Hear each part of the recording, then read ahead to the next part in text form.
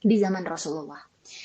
Jadi Madinah ini kota yang wah sebenarnya sih apa ya, enak gitu, aman dan kota ini juga kan yang menjadi tujuan Rasulullah untuk datang dan menyebarkan agama Islam dengan cara yang baik-baik.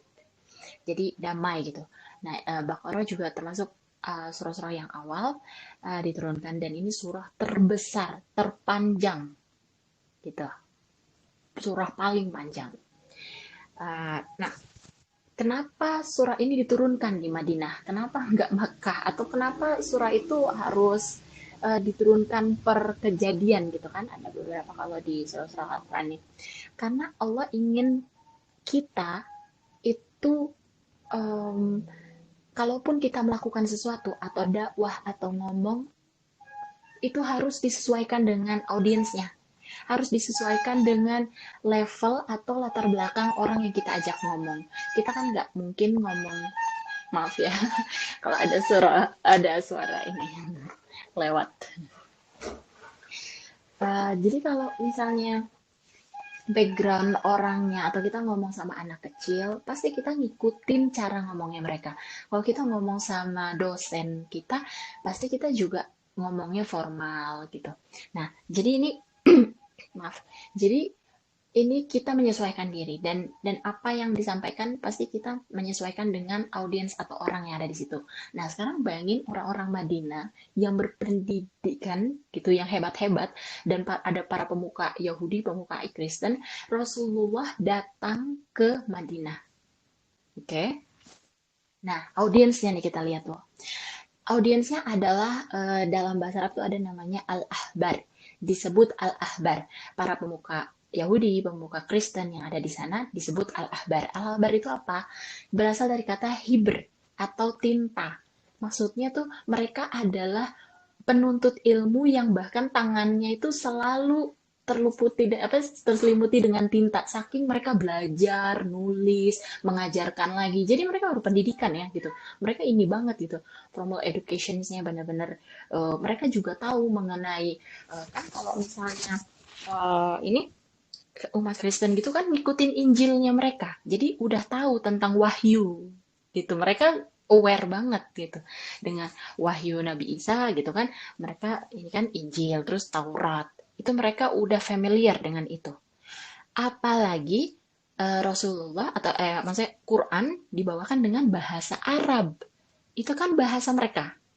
Ya kan? Berarti gimana sih kalau ada orang ngomong, ada orang baru, orang asing gitu, tapi ngomong bahasa kita, bahasa Indonesia, kita pasti kan langsung ngeh, kita langsung paham, ih dia ngomongin apa sih? Oh, kita dengar gitu, kita langsung paham, tanpa harus mencari dulu artinya apa. Kalau kalau kita kan pelajari Al-Quran, kita cari dulu bahasa Arab, artinya ke bahasa Indonesia apa, terus kita kita harus ada effort lebih gitu. Tapi kalau orang Arab di sana langsung langsung dengar dari Rasulullah, langsung langsung langsung paham karena bahasanya sama. Tadi al-ahbar mereka tuh. Sedangkan Rasulullah disebut oleh Allah itu dengan sebutan al-ummi. Al-ummi maksudnya adalah orang yang seperti dia baru keluar dari ibunya gitu. Apa sih? Seperti bayi yang baru keluar dari dari rahim ibunya, nggak punya educational background apapun, nggak punya, ibaratnya nggak ada latar pendidikan apapun. Rasulullah kan awal-awalnya nggak bisa baca dan tulis. Emang nggak bisa baca dan tulis, ya kan? Jadi disebut al-ummi. Ini kontras banget. Ada al-ahbar, orang yang sangat berpendidikan, dan ada al-ummi, Rasulullah. Tapi di saat itu Rasulullah itu mengajarkan agama yang mereka paham bahasanya, dan agama ini dan kata apa namanya ayat-ayat Al-Qur'an ini itu bahkan mengomentari Judaism, mengomentari agamanya mereka ini yang ada di Madinah, mengomentari Yahudi, mengomentari umat Nasrani, gitu kan, isi-isi ayat-ayatnya tuh.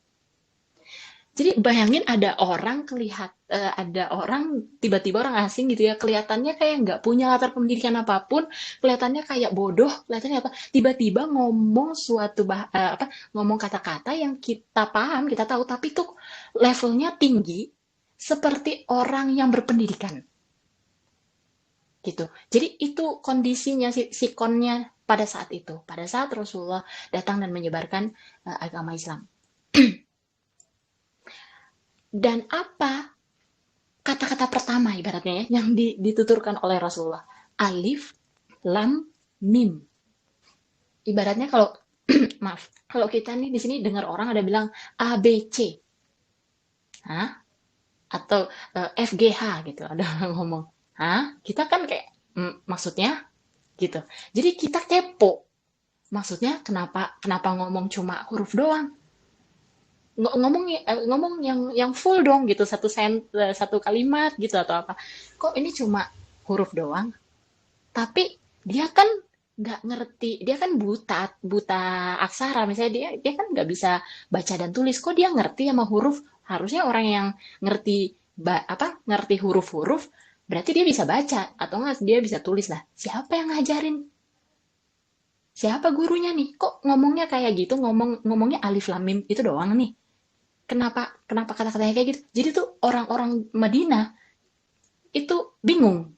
Jadi mereka tuh mendengar bingung. Dan mereka kepo jadinya. Karena buat mereka alif, lam, mim ya huruf aja, nggak ada artinya, nggak ada nilainya. Ya kayak kita ngelihat orang ngomong A, B, C doang. Maksudnya gitu. G, H, I gitu doang. Terus apa gitu. Jadi kita merasa itu nggak ada artinya. Cuma huruf doang. Dimana sebenarnya guru dari Rasulullah itu adalah Allah langsung. Nah, jadi ada apa namanya dibikin sikonnya adalah orang-orang tuh kan jadi kepo tuh. Apa nih maksudnya alif lam mim? Oleh orang yang nggak berpendidikan, nggak ada latar apa-apa gitu. Tapi dia ngomong alif lam mim. Jadi Quran itu berbicara dengan cara yang tidak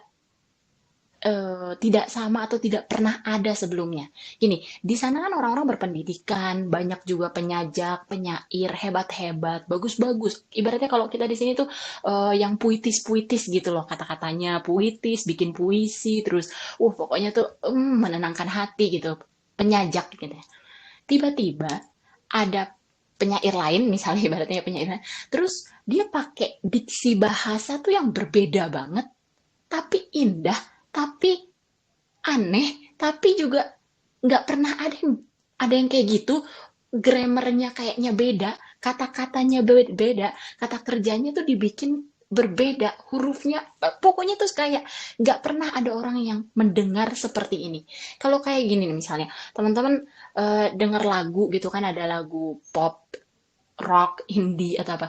Nanti giliran denger lagu baru, teman-teman pasti kayak ngerasa, oh ini nih genrenya rock, oh ini genrenya indie ini masuknya, atau kayak ada beberapa yang mirip-mirip, nadanya mirip ya sama lagu yang ini mirip-mirip, dan bisa kita kategorikan, kita kelompokkan.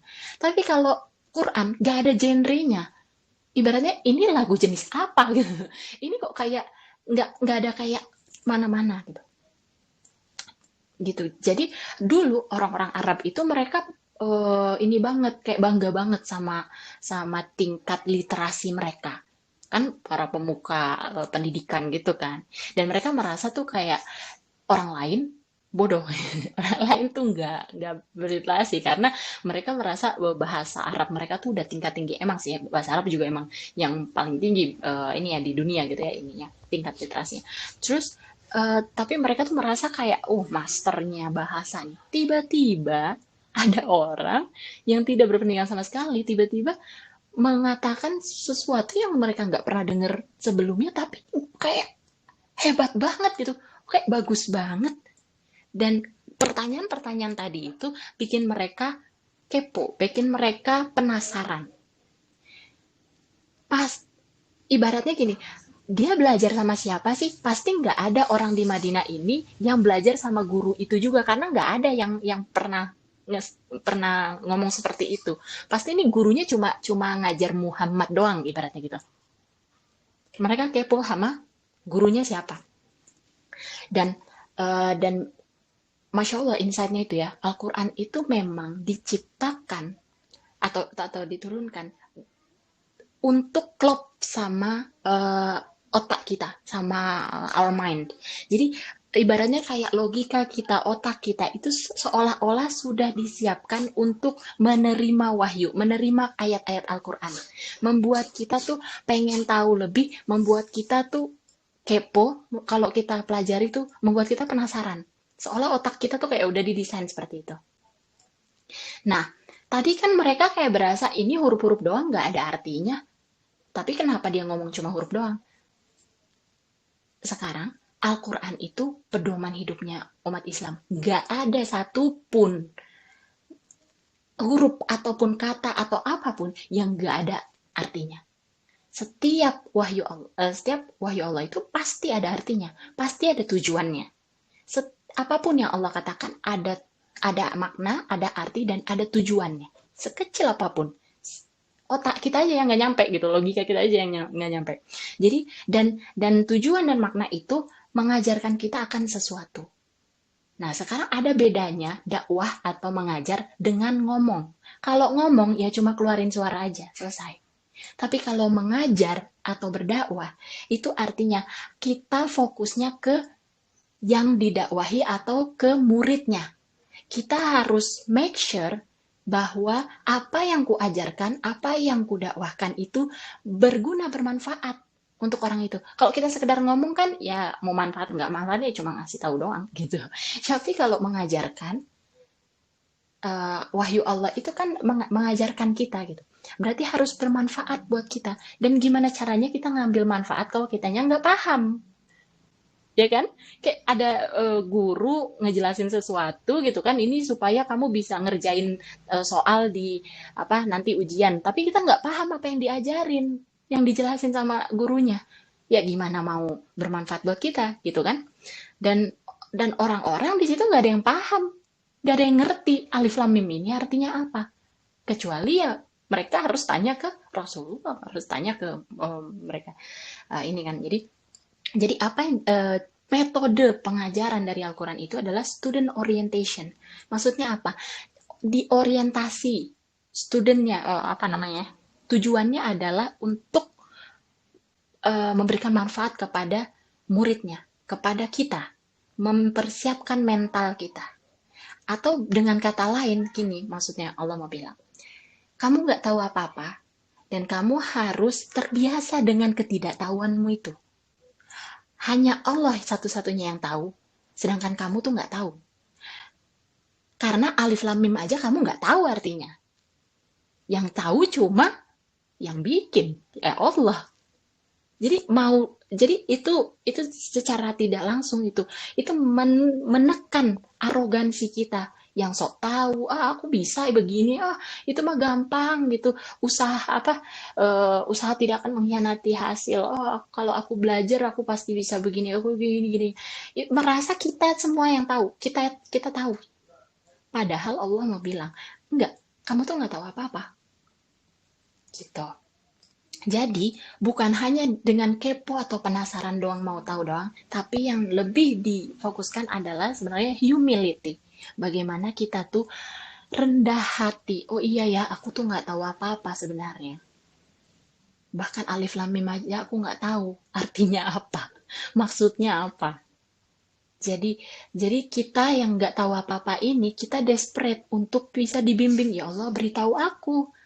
Kita desperate untuk bimbingan Allah. Itu mengajarkan atau membentuk sikap kita, mindset kita dan hati kita. Sikap kita terhadap ilmu gimana? Mindset kita terhadap ayat-ayat Al-Quran gimana? Dan hati kita ada koneksi apa enggak? Karena apa yang diajarkan dan tidak diajarkan oleh Allah itu ada tujuannya. Alif lam mim tidak ibaratnya kayak nggak diajarkan atau tidak dijelaskan kenapa alif lam mim ini maksudnya apa atau tafsirnya apa atau gimana. Karena Allah mau bilang, kamu bisa nggak apa yang namanya stick ke hal yang sebenarnya kamu nggak perlu tahu, atau kamu terlalu fokus pada hal yang nggak berguna dan nggak terlalu penting, tapi kamu tanyain terus. Ada orang scholars gitu menghabiskan waktu bertahun-tahun menelaah tafsir ini tafsir itu hanya untuk cari tahu arti alif lam mim aja, tapi sisanya ayat-ayat Al-Quran yang lainnya nggak ditadaburi. Jadi sama konsepnya, misalnya kita mau menanyakan suatu pertanyaan gitu kan ke guru yang bermanfaat. Ada hal-hal yang nggak perlu diajarin atau nggak perlu ditanyakan. Nggak semua hal itu perlu ditanyakan gitu. Bahkan Allah juga mengajarkan kita, maksudnya mengajarkan kita untuk tidak tidak apa ya namanya, tidak kepo akan sesuatu yang sebenarnya nggak eh, yang dibilang oleh Allah nggak usah gitu. Jadi nggak setiap rasa penasaran itu bagus buat kita gitu ya, nggak setiap pertanyaan kita yang aneh-aneh itu bermanfaat juga buat kita. Itu ibrohnya. Nah, em, di alif lam mim ini kan lanjutannya adalah dzalikal kitab la raiba fi gitu. Jadi dzalikal kitab, kitab berarti ngomongin tentang kitab atau ngomongin tentang Al-Qur'an. Kalau teman-teman lihat di surah-surah lain, itu Ali Imran, terus Hud, Yunus, Yusuf, itu semuanya dimulai dengan mirip-mirip alif lam mim. Jadi muqatta'at namanya. Muqatta'at itu um, apa namanya? Apa dia huruf-huruf yang bersatu tapi kita masih belum tahu artinya apa. Dan itu jadi pembuka dari surah. Pembuka surah Al-Baqarah, terus Ali Imran, Hud, Yunus, Yusuf, pokoknya ada 29 surah kalau nggak salah dari 114 surah kan. Berarti itu hampir seperempat surah di Al-Quran. Semuanya diawali dengan muqatta'at atau huruf-huruf ini. Dan di semuanya kalau teman-teman lihat lagi tuh ayat kedua atau ayat-ayat awal itu ngomongin tentang kitab semuanya. Nanti kita bisa lihat juga di Quran. Jadi maksudnya apa? Ibaratnya nih Allah mau bilang, ini sungguh, ini ada sesuatu yang kamu nggak tahu nih, ada kata-kata yang tadi apa huruf-huruf, terus kamu nggak tahu, terus ngomongin tentang kitab, ngomongin tentang Al-Quran. Itu selalu kayak gitu di next ayatnya. Nah, eh, kenapa next ayatnya itu ngomongin tentang kitab? Apa sih yang bikin ini tuh penting banget sehingga ini menjadi ibaratnya apa ya? Kalimat kedua yang Rasulullah katakan saat Rasulullah mendakwahkan Islam di Madinah. Oke, kita lihat di ayat kedua. Zalikal kitabul la raiba fihi hudal lil muttaqin. Itu ada 4 komponen di sini. Kitab, raiba fihi berarti raib, hudalil berarti huda, muttaqin takwa. Ada 4 komponen. Kita lihat satu-satu ya. Kitab, nah kitab ini berasal dari kata kataba. Kataba artinya menulis. Tapi nggak sembarang menulis. Kataba itu adalah kayak menulis di batu. Menulis di batu kan berarti harus dipahat. Atau kayak menulis di kulit gitu, mushaf itu kan kayak di kulit kulit binatang. Itu berarti harus kayak dijahit apa pokoknya susah banget lah. Itu kataba yang kayak gitu. Zaman sekarang nulis mah di kertas gampang atau digital bahkan. Bisa di-cut, copy paste, diubah urutannya ke sana kemari, gampang banget. Itu menulis kita secara digital sekarang. Tapi kataba gak bisa kayak gitu. Apalagi kalau mahat di batu gitu. Salah nih yang bawah harusnya urutannya di atas. Ya, eh, kudu ganti batu gitu kan. Harus ganti lagi di mana-mana. Nggak mungkin, susah banget. Jadi maksudnya apa? Kata ba itu sendiri, Allah mau bilang, gak ada ruang untuk edit. Tidak ada ruang untuk modifikasi. Gak ada modif. Yang turun, itulah yang turun. Dengan sesuai urutannya bahkan. Sesuai urutan. Dan ayat Al-Quran itu gak turun, apa namanya, gak turun berdasarkan waktu gitu kan. Jadi kayak, oh ayat 1 dulu, Al-Fatihah dulu, terus Al-Baqarah, abis itu Ali Imran. Enggak. Mencrok-mencrok, beda-beda ayatnya. Tapi terus seolah tuh ibaratnya gini, kita udah tahu satu full bukunya mana, tapi kita kasih teman kita, kita robek nih satu-satu halamannya random kita kasih ke teman kita, tapi ada halamannya di situ. Jadi teman kita yang nemuin, yang kita kasih halaman-halaman dari buku itu, setelah dia dapat full, dia bisa urutin. Oh, ini halaman 1, 2, 3, 4, 5, 6. Tapi berarti harus ada bukunya dulu dong, ada buku fullnya dulu gitu. Itu kataba, nggak digital yang bisa diubah-ubah atau apa. Nggak. Jadi nggak bisa diubah-ubah, nggak bisa dimodifikasi, diedit atau apa, nggak bisa. Dan itu disampaikannya lewat lisan loh. Allah menurunkannya gitu lewat lisannya Nabi Muhammad. Masya Allah ya. Nah, bedanya, sekarang kataba ini kan tadi kitab. Sedangkan Quran itu juga nama Quran itu berasal dari kata qoro'a. Qoro'a itu membaca dengan lantang, membaca dengan keras. Tadi kataba itu menulis. Nah, ini beda nih kan? Ada dua beda. Padahal sama-sama Quran. Quran itu kitab, Quran juga qoro'a, menulis dan membaca. Nah, kalau yang kataba tadi bentuknya apa? Tulisan, ditulis. Kalau qoro'a karena membaca atau membaca, melisankan, melafazkan, berarti recited atau dilafazkan. Nah, amazingnya adalah yang kataba ini itu kan diturunkan untuk kita, dekat dengan kita. Sekarang kita mau pegang Al-Quran bisa, kita baca dekat dengan kita, diturunkan di dunia, dekat. Tapi Qoro'a atau Quran itu sebenarnya ditulisnya di Laul Mahfuz, jauh dari kita. Oke, ada yang dekat, ada yang jauh tadi ya. Nah, yang dekat tadi, atau kalau dalam ininya, this, itu inna hazal. Ada ayat-ayat lain itu yang ngomongin tentang Al-Quran juga, tapi inna hazal Quran, bla bla bla bla gitu. Jadi kayak di ayatnya itu, misalnya, Quran ini telah diturunkan kepada Bani apa gitu, nah, atau kepada Nabi Muhammad gitu, kepadaku untuk sebagai penerang hidupku. Nah, itu jadi diturunkan revealed to me. Jadi dia benar-benar diturunkan dan dekat dengan kita. Pakai kata inna hadzal. Tapi yang qoro'a ini pakai dalikal. Tadi kan ayat kedua tuh dalikal kitabul la raib. Maksudnya apa? Allah mau bilang dalikal itu artinya itu. Quran itu yang dibuat di Lauhul Mahfuz jauh dari kalian, itu Quran itu. Jadi bukan ini, tapi itu.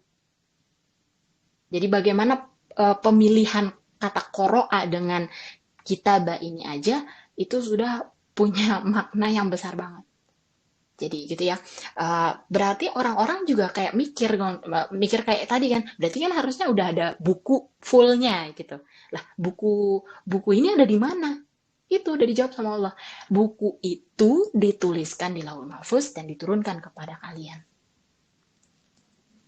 Yang bikin bukunya siapa? Yang ngajarin siapa? Gurunya siapa? Mereka kepo sama gurunya siapa. Nah, kita ke komponen kedua dulu tadi. Roib fihi. Roib itu artinya keraguan. Doubt gitu ya, keraguan. Ragu itu banyak jenisnya.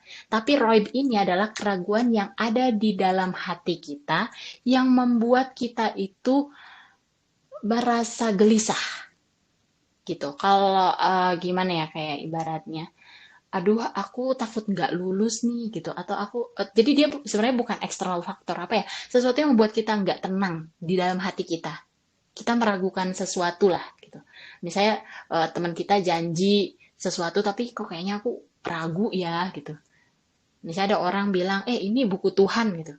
Kan kita kayak ragu-ragu, tapi bukan sekedar ragu-ragu itu aja, tapi membuat kita gelisah, membuat kita tuh kayak nggak tenang gitu dalam hati. Itu keraguan raib. Nah, komponen ketiganya ini ada muttaqin atau takwa. Takwa itu juga berasal dari kata apa ya? Rokowa kalau nggak salah kemarin tuh. Itu protections atau perlindungan yang overprotective. Nah, maksudnya gimana kok takwa sama overprotective? Gini, kalau misalnya kita lagi jalan biasa nih di aspal gitu ya, terus kita pakai sepatu kan atau pakai sandal atau apa, tiba-tiba misalnya rusak atau gimana lah, bolong atau gimana sandal kita atau sepatu kita, terus kaos kakinya juga tuh, terus panas aspalnya gitu atau lagi siang bolong, kan kita pasti akan hati-hati jalannya tuh, maksudnya kita takut aduh ada beling lah di jalan atau ada apa. Nah, itu maksudnya protectionnya itu kita bakal membuat diri kita tuh melangkah dengan hati-hati banget. Jadi kita harusnya menjalani kehidupan kita itu dengan sangat hati-hati. Seperti kita tuh nggak punya protection apa-apa. Seperti kita nyeker gitu di jalanan atau di apa. Kita kan takut gitu ya, kena apalah, kena apa. Nah, itu kita pelan-pelan melangkah. Itu adalah sikap dari orang yang beriman. Harusnya kita jalani hidup. Itu namanya muttaqin. Nah, sekarang korelasinya gimana? Maksudnya zalikal kitab itu kan tadi itulah kitabnya, itu bukunya. Gitu kan? Artinya di situ. Yang faktanya memang dia ditulis dan menuliskan dirinya sendiri. Tadi kan yang kataba itu menuliskan, artinya kataba tulis, ditulis. Jadi tidak hanya Rasulullah melafazkan, melisankan, tapi ia juga mengambil dari sebuah buku yang ada jauh nun jauh di sana. Tadi zalikal itu sudah ada arti jauh di sana, itu jadi diambil dari sebuah tempat yang jauh oleh Rasulullah, dan Rasulullah melafazkan, melisankan menjadi Quran. Nah, dengan cara penulisan yang unik, gak ada yang sejenis, gak ada sebelumnya, makanya pakai kata kitabah. Nah, selain itu, kalau misalnya ada kata lagi nih, alif lam mim, dzalikal kitab. Ada kata-kata misalnya uh, B C D, itulah bukunya. Kita bisa mikir, oh nama bukunya A B C D gitu. Gitu kan? Atau misalnya gimana ya manggilnya sih? FNK, itu tuh anaknya. Oh, anaknya tuh namanya FNK. Gitu kan, kita kayak auto langsung mikir, oh apa itu namanya ya? Jadi itu juga apa namanya? Ada beberapa scholars yang berkata mungkin juga disebut alif lam mim. Wallahu alam ya. Nah, selain itu zalikal kitabah ini juga bisa diartikan bahwa itulah buku yang kamu tunggu-tunggu. Itu tuh bukunya tuh. Mana sih buku buku biologi aku? Itu tuh bukunya tuh. Nah, kayak gitu kan. Itu menunjuk kepada itu bukunya. Maksudnya atau misalnya ya jadi gini, tadi di Madinah itu kan para pemuka Kristiani ya, maksudnya Nasrani, Yahudi, mereka itu gencar gitu kan. Wah, ada majelis ilmunya, terus berkhutbah gitu. Nah, dan mereka di wahyunya mereka di Injil, di Taurat itu kan ada tuh indications atau indikasinya atau teks-teksnya mereka itu yang mengatakan bahwa final booknya akan datang. Maksudnya apa namanya, nabi terakhir di lini mereka gitu akan datang, dan akan datang sebuah buku penyempurna yang terakhir. Jadi mereka tuh percaya banget. Mereka nunggu mana datangnya buku terakhir itu dan pembawa pesan, pembawa buku terakhir itu. Dan di saat mereka menunggu itu, Allah bilang itu bukunya, itu yang kamu tunggu tuh, yang kamu tunggu buku terakhir, pembawa pesan terakhir. Nah itu Rasulullah bawa. Jadi zalikal kitabah maksudnya itu buku yang kalian tunggu sudah sampai, tidak ada keraguan, tidak ada keraguan, nggak bisa diragukan lagi bahwa itu yang dijanjikan di wahyu, di teks-teks Injil dan Tauratmu itu, yang disebut-sebut di Injil dan Tauratmu itu. Nah ini nih, itu tuh Al-Quran ini yang diturunkan. Gitu. Jadi zalikal kitabah untuk para apa namanya pemuka agama di Madinah waktu itu. Nah, Sekarang kita ke hudal lil muttaqin. Maksudnya apa? Huda, huda tadi kan petunjuk. Oh, tadi nggak masuk ya. Huda itu petunjuk. Petunjuk atau hidayah. Apaan, kayaknya aku kelewat ya. Oh, mungkin. Oh iya ya, ke delete. Afwan. Jadi tadi Huda lupa ya, Huda itu petunjuk atau dia berasal dari kata hidayah, hadiah. Nah, hadiah tuh jadi diserap ke bahasa Indonesia, hadiah ya. Hadiah tuh usulnya dari kata Huda, petunjuk atau hadiah. Hadiah yang terbaik untuk orang yang terdampar di gurun, terus kehausan, udah mau meninggal mungkin gitu tuh kayak itu hadiah yang terbaik buat mereka tuh apa sih? Apakah ada helikopter lewat terus lemparin botol air minum gitu ke mereka? Enggak. Hadiah terbaik adalah diberikan kompas, peta, petunjuk supaya mereka bisa ke tempat yang mereka tuju dan di sana bisa minum, bisa apa, untuk kelanjutan kehidupannya. Enggak hanya sekedar, oh ini minummu sebentar aja. Enggak, itu hadiah yang terbaik. Hidayah adalah hadiah terbaik dari Allah untuk kita. Maksudnya hudalil mutakin apa?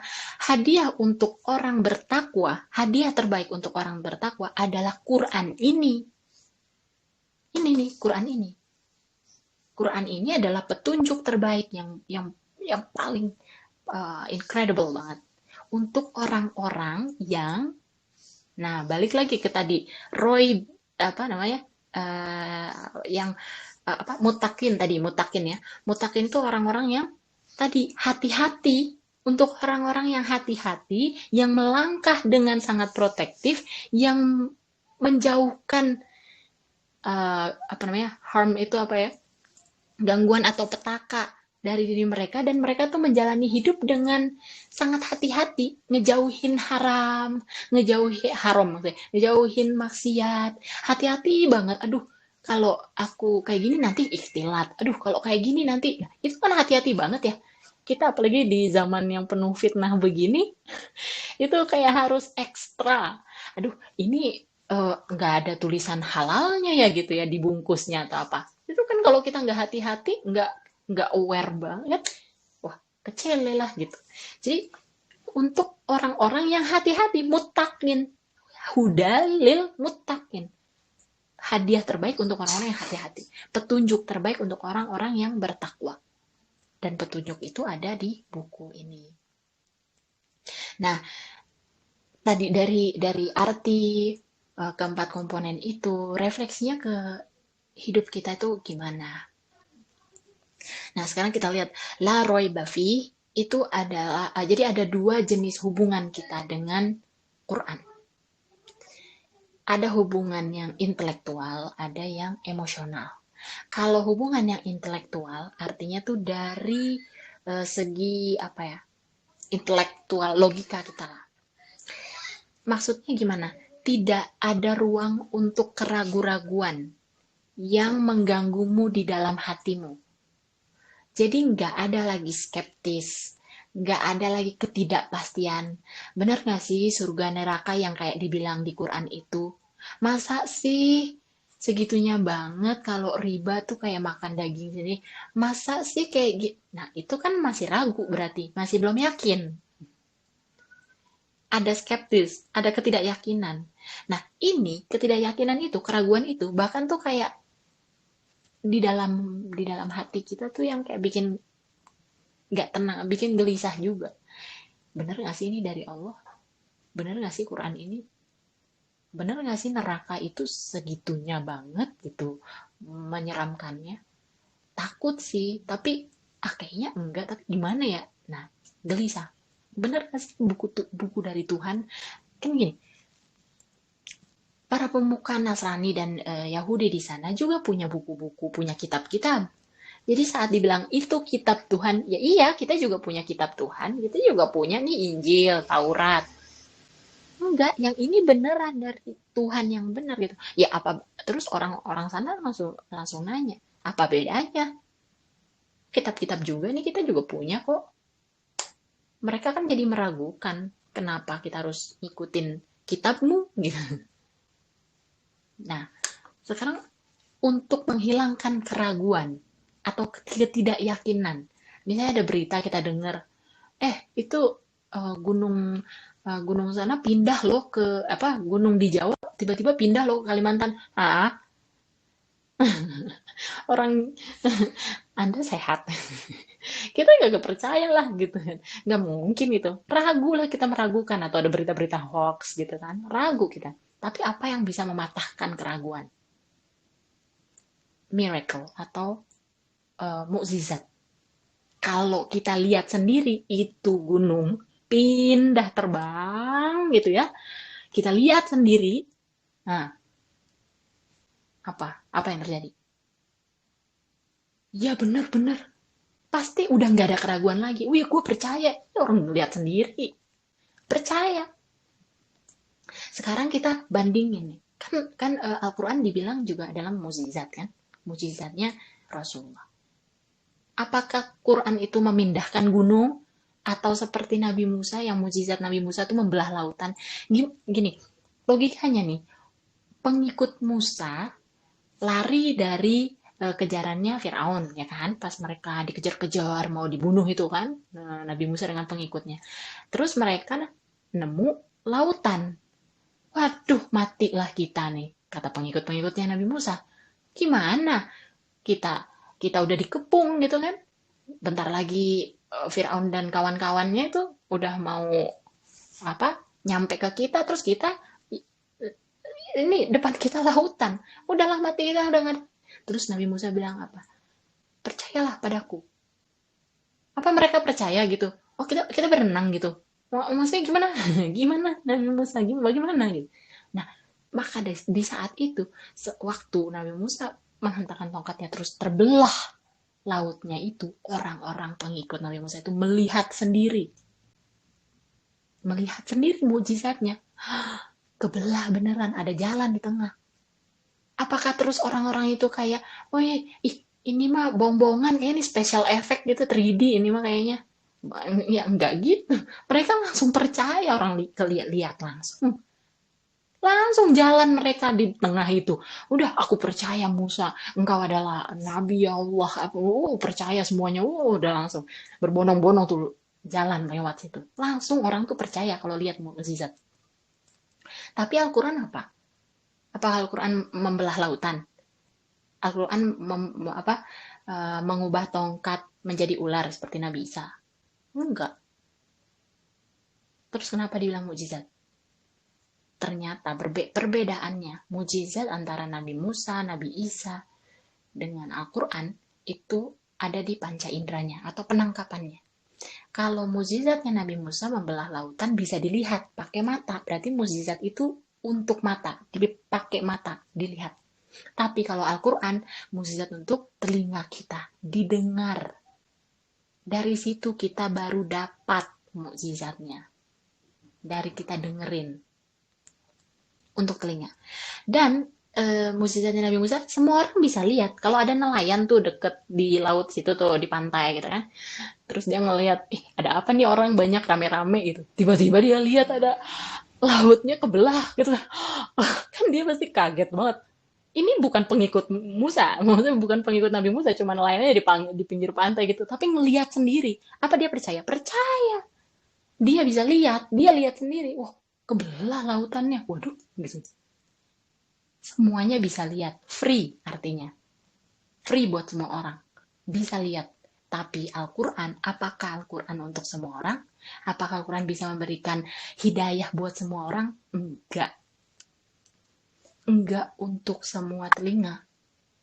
Cuma telinga yang mau mendengarkan, yang mau mengkaji. Cuma buat orang-orang yang mau mentadaburi Al-Quran, baru hidayah itu dapat, baru mukjizat itu terasa. Ada kok banyak orang yang ngedengerin Al-Quran biasa-biasa aja. Malah dijadiin ringtone, malah dijadiin apa? Biasa aja, nggak mengubah mereka, nggak mukjizatnya nggak impact ke mereka, nggak free. Mukjizat Al-Quran itu nggak free buat semua orang, nggak free buat semua telinga. Cuma orang-orang muttaqin. Dan mukjizatnya Nabi Musa itu bisa hilang. Generasi selanjutnya, kenapa nggak ngikutin lagi Nabi Musa? Kenapa malah mereka malah menjadi Yahudi? Kenapa malah jadi menyembah berhala dan lain-lainnya? Karena generasi selanjutnya kagak lihat mukjizatnya, cuma denger cerita doang. Ya kayak kita nih misalnya sekarang, wah dulu dulu ayah tuh ini apa namanya sempat mau ini lewat di apa belah lautan begini begini begini diceritain. Ah ya ya ya ya ya ya pah iya pah gitu. Ya palingan kita kayak merasa cerita cerita mitos gitu, hoax gitu. Karena kita nggak lihat sendiri, nggak percaya apalagi hal-hal mujizat yang nggak masuk logika gitu kan, kita cuma denger doang ceritanya dan kebanyakan orang nggak percaya, akhirnya mati, mujizat itu mati. Generasi selanjutnya orang udah nyembah berhala lagi, nggak mengikuti Nabi Musa lagi, yang ngeliat doang. Oh iya aku percaya padamu Nabi Musa, ikutin semua ajaran Nabi Musa, yang lihat mujizat doang. Tapi generasi selanjutnya, anak cucunya selanjutnya enggak. Sedangkan Al-Quran tidak pernah mati mukjizatnya. Across generation. Mau di zaman Rasulullah, mau di zaman Khulafaur Rasyidin, mau di zaman kita sekarang, zaman anak cucu kita nanti, itu nggak mati. Kenapa? Karena Quran ini diturunkannya personal. Bukan personal, gimana ya? Turunkannya kan ayat-ayat Al-Quran itu turunnya tuh eh, apa sih namanya? Misah-misah gitu ya, sesuai dengan kejadian. Terus kalau udah turun semua, kita kan nerima udah full nih. Berarti gimana nih maksudnya? Nah, maksudnya adalah mukjizat itu personal buat kita relate, buat orang lain relate, buat cucu kita relate, buat khulafaur rasyidin juga relate karena kalau kita baca aja itu baca Al-Qur'an dan bener-bener dive deep, ibaratnya nggak cuma sekedar ya baca-baca dari tilawah udahlah gitu. Baca artinya oh ya oke gitu. Enggak, tapi tadaburin banget. Maknanya apa sih? Tafsirnya apa sih? Itu kita akan nemu, loh kok relate-nya sama kehidupanku sekarang? Kok relate sama masalahku? Kita lagi ada masalah keluarga. Enggak sengaja kita buka, kok ayatnya birrul walidain. Ini maksudnya gimana? Ini petunjuk ya buat aku ya? Gitu. Jadi cross generation. Enggak mati. Jadi selanjutnya, generasi selanjutnya pun masih relate. Oh ini ya, ini tadi hudanya nih. Nah, jadi uh, kita lihat juga in order atau apa namanya sesuai urutan. Tadi kan la roy bafi hudalil mutakin. Ini nggak bisa dibolak-balik.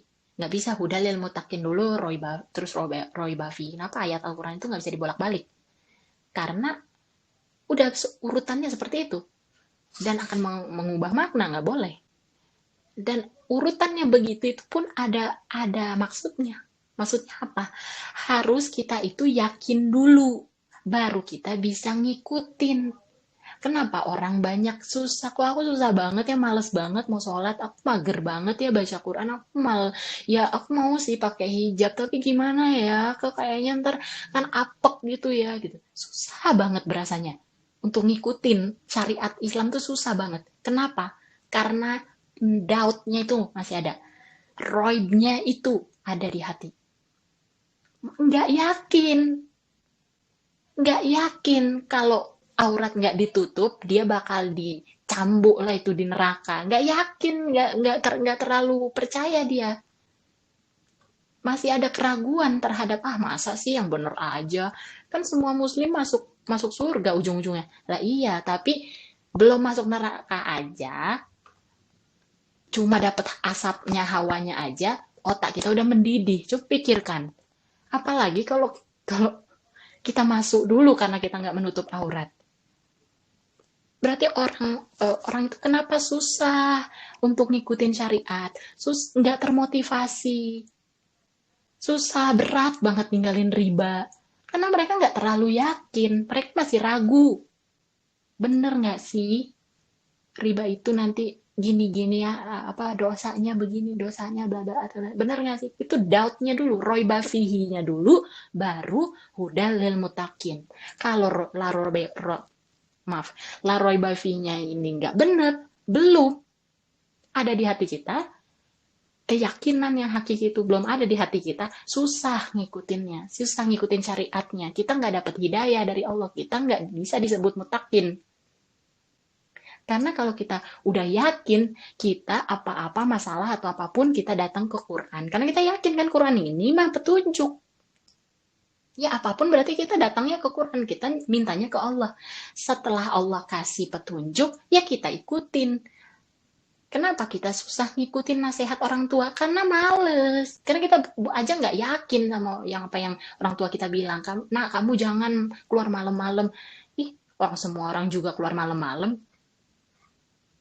Kolot banget sih, mama kalau kolot banget, papa gitu. Karena nggak yakin bahwa apa yang orang tuanya katakan itu benar. Ya gimana mau diikutin? Nggak mungkin di follow.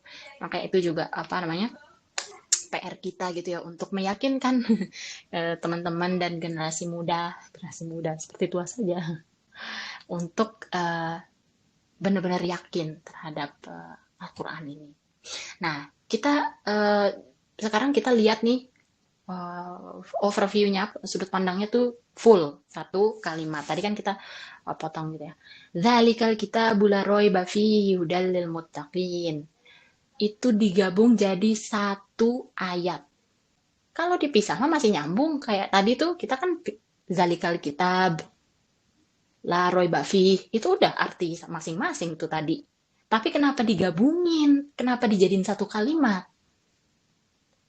Karena Allah mau bilang, itu bukunya yang tidak ada keraguan di situ dan petunjuknya untuk orang-orang yang bertakwa. Dan kalau kamu mau menyelamatkan dirimu sendiri, kamu mau hidup yang aman dan kamu mau berhati-hati, kamu mau menyelamatkan dirimu sendiri, nggak mungkin Allah itu nggak kasih kamu petunjuk, nggak kasih kamu bimbingan, nggak mungkin Allah nggak kasih kamu hidayah.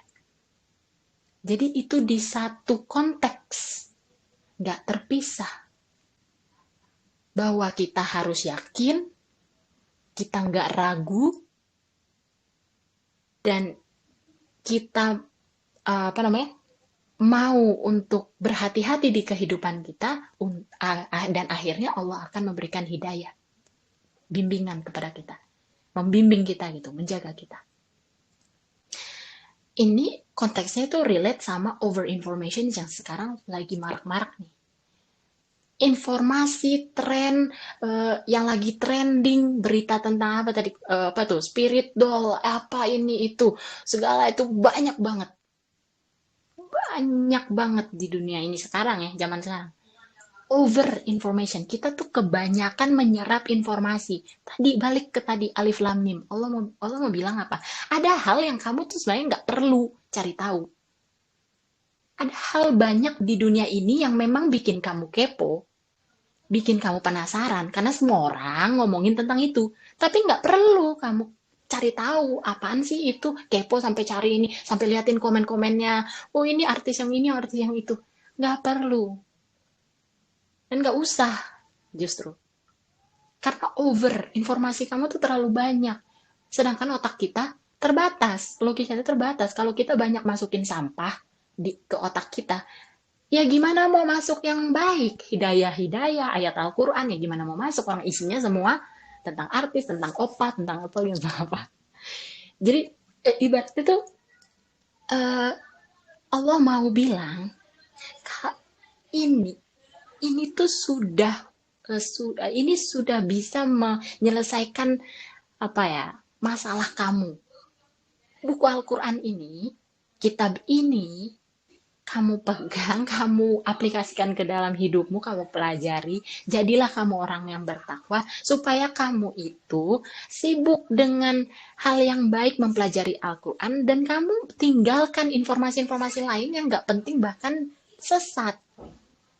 Karena hanya Allah yang memberikan kamu petunjuk, hanya Allah yang memberikan kamu bimbingan hidup ini untuk kamu bisa hidup dengan baik. Tidak ada lagi di luar yang lain. Cuma ini. Gitu ibaratnya Allah mau bilang. Yang lain itu akan membingungkan kamu. Mengecewakan kamu. Orang lain akan mengecewakan kamu. Bahkan dirimu sendiri aja akan mengecewakan kamu. Tapi Allah nggak akan. Dan Allah bilang tidak diragukan lagi. Gitu.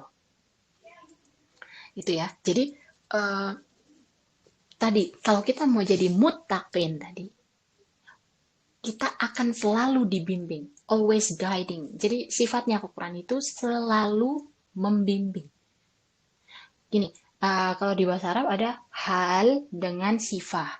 Maksudnya itu bentuk kata kerja yang ibaratnya gini, kalau misalnya lampu nih, kalau siang-siang kan nggak dinyalain kan, tapi lampu lampunya nyala, ibaratnya lampunya bekerja dengan baik, lampunya nggak konslet, nggak mati, tapi emang saklarnya lagi kita nggak nyalain aja. Itu sifatnya bisa menyala, lampunya sifatnya bisa menyala, tapi sekarang lagi nggak dinyalain, ibaratnya itu sifat. Tapi kalau lampu sedang menyala, berarti sekarang lagi nyala terang benderang, ya gitu. Sedang menyala berarti aktif, kata kerja yang aktif, sedang menyala. Itu hal. Jadi dua tadi, sifat dengan hal.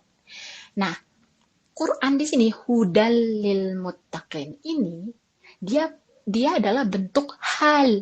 Artinya apa? Gak perlu kamu nyalain saklarnya, gak perlu dinyalain dulu, gak perlu di apa. Itu tuh sebenarnya Al-Quran itu sudah selalu membimbing, selalu menerangi kita, selalu menyala. Gak perlu di-trigger, gak perlu di apa, enggak. Dia punya energi, maksudnya dia punya power untuk mengguide kita dan sebenarnya selalu aktif membimbing kita. Dia selalu dalam keadaan membimbing kita, pedoman hidup kita. Dan kita bisa melihat itu. Oh iya ya, Quran bilang kayak gini, Quran bilang kayak gitu. Ternyata bener ya. Always guiding. Bukan terus apa namanya, oh kita aktifin dulu Pak, gimana? Enggak. Sifat Al-Quran itu selalu membimbing kita, itu selalu on kita. Um, dan Quran itu adalah living experience. Maksudnya apa? Pengalaman yang hidup. Buku biasa, apalagi apa ya, kalau buku textbooknya, buku sekolah gitu yang KTSP, ada KBM, kurikulumnya beda-beda kan. Tahun depan udah beda lagi kurikulumnya. Yang lama nggak dipakai lagi, udah mati. Tapi maksudnya tapi kitab Al-Quran itu nggak pernah direvisi, nggak pernah diganti, nggak pernah mati. Terus hidup. Dan dia hidup di kehidupan kita. Maksudnya apa? Jadi gini, Al-Quran itu kan mukjizat. Tapi mukjizatnya yang personal. Kalau tadi laut itu dibelah oleh Nabi Musa, itu mukjizat untuk semua orang yang ada di situ. Pengikutnya Nabi Musa di saat itu bisa menikmati mukjizat yang sama, bisa lewat di tengah jalan selamat, gitu kan? Tapi kalau Al-Quran itu personal, hanya untuk kamu dan hanya kamu yang bisa mengalami. Kayak tadi, kita punya masalah apa, terus kita datang ke Allah, kita baca Al-Quran, tiba-tiba kita baca artinya, kita random aja nih, kita baca artinya, kita buka satu ayat gitu, terus kita baca penafsirannya. Ya Allah, kok ini relate banget ya sama masalahanku. Pernah nggak teman-teman ngerasa kayak gitu? Itu artinya mukjizat yang living experience-nya, teman-teman. Cuma punya kita doang. Coba, Masya Allah banget. Mukjizat yang buat kita doang. Kita bahkan nggak bisa jelasin ke orang lain gitu. Aku aja susah menjelaskan ke teman-teman gimana rasanya, gimana ininya. Karena emang cuma kita doang yang ngerasain. Itu adalah hadiah terbaik yang personal, petunjuk dari Allah hanya untuk kita. Tadi huda itu personal banget. Kalau orang-orang zaman Rasulullah atau zaman dulu ya, itu kan mereka eh, turun ayat sesuai kejadian dan itu diturunkan langsung oleh Jibril, kan? Wah, masya Allah itu sesuai dengan kejadiannya. Tapi kalau sekarang kan udah full, Jadi nggak diturunin lagi dong gitu kan. Tapi ternyata justru selalu memberikan guidance buat kita. Seolah-olah itu turun untuk kita, baru turun buat kita. Ibarat gini, kayak tadi, aku punya masalah nih, masalah, aduh, aku kayaknya aku berantem mulu nih sama orang tua, terus gini, gini, gini, gini, gini. Aduh, kayaknya aku, ya udah terus sholat, terus baca Quran. Ketemu ayat tentang birrul walidain, tentang keluarga, tentang orang tua. Ngerasa nggak sih teman-teman kayak, ya Allah, kenapa harus di saat seperti ini aku baca ini dan aku baca artinya relate sama problem gue saat ini. Seolah-olah itu tuh diturunin, seolah-olah ditunjukin supaya aku bisa baca ini sekarang dan bisa selesaikan masalahku ini sekarang dengan saat ini. Kalau aku bacanya kemarin mungkin ya nggak ada rasanya. Oh, ayat tentang orang tua. Oh ya udah, nggak ada masalah kan sama orang tua biasa aja. Tapi saat kita ada masalah tentang itu terus kita lihat di Al-Quran yang tepat banget kita pelajari, tuh kan rasanya tuh, ya Allah, seolah-olah ini ayat cuma buat kita doang pada saat yang tepat, yaitu living experience-nya. Jadi, alhamdulillah ya, kaget. Jadi gitu teman-teman, kalau di Masya Allah Al-Baqarah dan surah pembuka di Al-Quran setelah Al-Fatihah, ini benar-benar Allah itu mau tegaskan, tidak ada keraguan.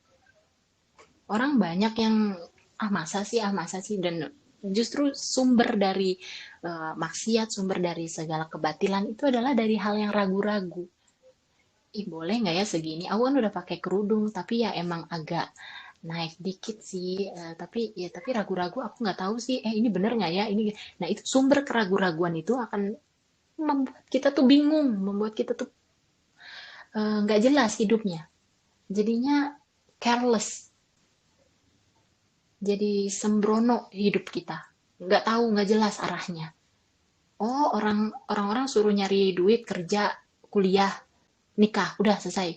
Ya udah ikutin aja orang, nggak bahagia juga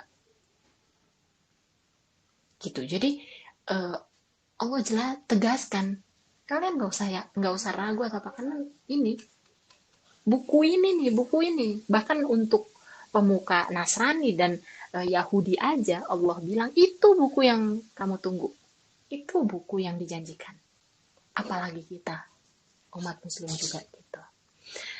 Oke, alhamdulillahirobbilalamin teman-teman, semoga bisa kita apa namanya resapi ke dalam kehidupan kita. Mohon maaf aku juga banyak kekurangannya dan juga belum full meresapi dan mentadaburi. Kita sama-sama bareng-bareng uh, belajar, mencoba untuk menjemput hidayah itu juga dengan cara-cara tadi, mencari mukjizat untuk diri kita sendiri insya Allah.